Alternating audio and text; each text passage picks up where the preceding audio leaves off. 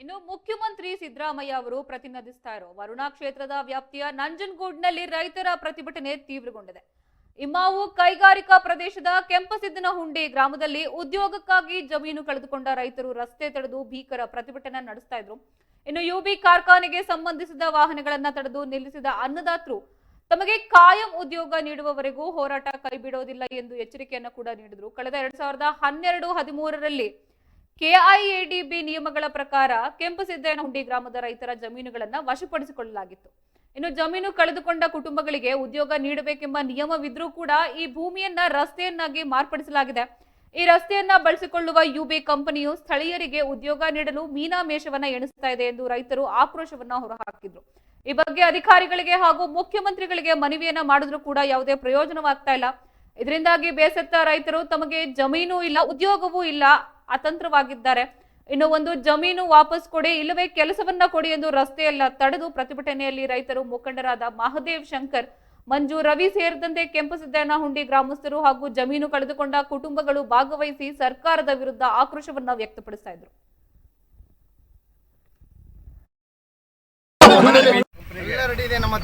ನಮ್ದು ಕೆಂಪಸಿದ್ದನಹುಂಡಿ ಗ್ರಾಮ, ವರ್ಣ ಹೋಬಳಿ, ನಮ್ಮ ಕ್ಷೇತ್ರ ಸಿಎಂ ಕ್ಷೇತ್ರ ಬರೋದು.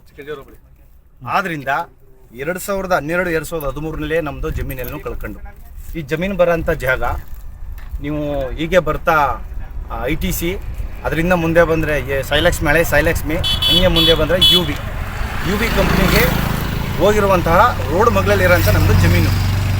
ಈ ಜಮೀನು 2012-2013 ಎಕ್ಸ್ಪೈರ್ ಆಯಿತು. ಆದಮೇಲೆ ನೋಡ್ರಪ್ಪ, ಆ ಜಮೀನೊಳಗಡೆ ಒಂದು ವೇಳೆ ಉದ್ಯೋಗ ಕಾರ್ಖಾನೆಗಳು ಬಂದಿಲ್ಲ ಅಂದರೆ ಆ ರೋಡಲ್ಲಿ ಹೋಗೋಂಥ ಯಾವುದೇ ಕಾರ್ಖಾನೆಗಳು ಬಂದರೂ ಕೂಡ ನಿಮ್ಗೆ ಉದ್ಯೋಗ ಕೊಡ್ತೀನಿ ಅಂತ ಹೇಳಿ ನಮ್ಮ ಜಮೀನನ್ನು ವಶಪಡಿಸ್ಕೊಂಡ್ರು. ಅವತ್ತು ಆ ಮೋಸ ಮಾಡಿ ನಮಗೆ ಕಡಿಮೆ ದುಡ್ಡಲ್ಲಿ ಕೊಟ್ಟು ನಮ್ಮನ್ನ ಜಮೀನನ್ನು ವಶಪಡಿಸ್ಕೊಂಡ್ರು. ಈಗ ಏನಾಗಿದೆ ಅಂದರೆ ನಮಗೆ ಈ 3 ಕುಟುಂಬಗಳು ರೋಡ್ ಮಗ್ಳಲ್ಲೇ ಬರ್ತವೆ. ನಮ್ಮದು ಒಂದು ಮುದ್ದು ಪಚ್ಚೇಗೌಡ, ಸರ್ವೆ ನಂಬರ್ 356/2, 359/2, 371/21, ಒಂದೇ ಕುಟುಂಬದ ಮೂರು ಸರ್ವೆ ನಂಬರು. ಇನ್ನೊಂದು ಮರೆಯ ಉರ್ಪ್ ಮೂಗಯ್ಯ 356/3, ಇನ್ನೊಂದು ಕಾಡೇಗೌಡ ಮತ್ತು ಜವರೇಗೌಡ, ಇವ್ರದ್ದೊಂದು ಕಾಳೇಗೌಡ ಜವರೇಗೌಡ. ಇದಿಷ್ಟು ಕುಟುಂಬದವ್ರದ್ದು ರೋಡ್ ಮಗ್ಳಲ್ಲೇ ಯುಬಿಗೆ ಹೋಗೋಂಥ ರೋಡ್ ಮಗ್ಳಲ್ಲೇ ಬಂದಿರುವ ಕಾರಣ 2012-13ರಿಂದ ಎಷ್ಟು ವರ್ಷ ಆಯಿತು ನೀವೇ ನೋಡಿ, ಒಂದು ಉದ್ಯೋಗ ಕೊಟ್ಟಿಲ್ಲ. ನಮ್ಮ ಮಕ್ಕಳೆಲ್ಲ ವಿದ್ಯಾಭ್ಯಾಸ ಮುಗಿಸಿ ಬೆಳೆದು ಇವತ್ತು ಏಜು ಬಂದಿದ್ದಾರೆ. ಕೇಳ್ತವ್ರೆ ನಮ್ಮ ತಂದೆ ತಾಯಿಗಳನ್ನ, ಅಪ್ಪ ನನಗೆ ಕೆಲಸ ಕೊಡಿಸು, ಅಮ್ಮ ನಂಗೆ ಕೆಲಸ ಕೊಡಿಸು. ಆ ಮಕ್ಕಳಿಗೆ ಉದ್ಯೋಗ ಕೊಡ್ದಾದ್ಮೇಲೆ ಮಕ್ಕಳು ಎಲ್ಲಿ ಹೋಗ್ಬೇಕು? ಎಲ್ಲ ಓದ್ಕೊಂಡು ನಿಂತಿದ್ದಾರೆ. ಒಣ ಕ್ಷೇತ್ರದಲ್ಲಿ ಜಮೀನು ಕಳ್ಕೊಂಡು ಕಡಿಮೆ ದುಡ್ಡು ಕೊಟ್ಟರು, ಆ ದುಡ್ಡು ಎತ್ತಾಗೋಯ್ತು ನಮ್ಗೆ ಗೊತ್ತಿಲ್ಲ. ಈಗ ನಮಗೆ ನ್ಯಾಯ ಕೊಡ್ಸ್ರಪ್ಪ, ರೋಡ್ ಮಗ್ಳಲ್ಲಿ ಜಮೀನು ಕೆಲಸ ಕೊಡ್ರಪ್ಪ ಅಂದ್ರೆ ಕೊಡ್ತಾ ಇಲ್ಲ. ಈ ಜಮೀನಿನ ಹಿಂದೆ ಇದೆಯಲ್ಲ, ಜಮೀನು ಮಾರಾಟ ಆಗಿದೆಯಲ್ಲ, ಅದು ಕೆಡಿಬಿಗೆ ಅವ್ರಿಗೆಲ್ಲ ಉದ್ಯೋಗ ಸಿಕ್ಕಿದೆ.